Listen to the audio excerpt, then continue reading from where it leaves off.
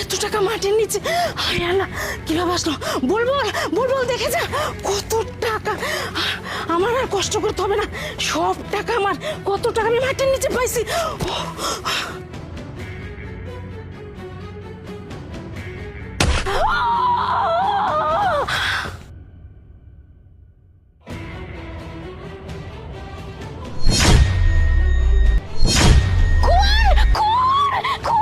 এই শান্তা, এই শান্তা দাঁড়া, এই শান্তা দাঁড়া, এই দাঁড়া, এই দাঁড়া।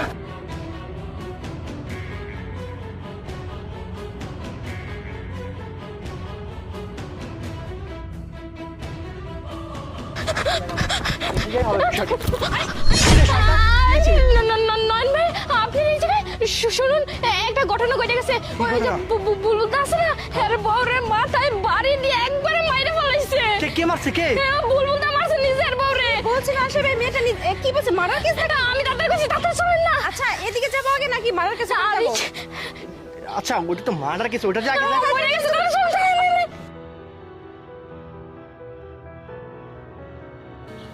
খুঁজে গেল না, এইভাবে খুঁজে তারে পাবো না। এক কাজ করি, যে টাকাগুলো ওখানে রাখছি টাকাগুলোর ব্যবস্থা আগে করা লাগবে, না হলে সমস্যা। এরে তো পরে ধরব।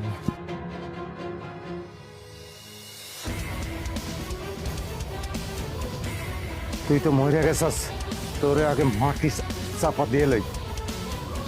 না না, মাটি চাপা দিতে গেলে সময় লাগবে। আমি এক কাজ করি, তার সাথে টাকাগুলো লইয়া আমি ভাইকে যাই কোদালটা। না না, কোদালেরও দরকার নেই, এটাও থাক।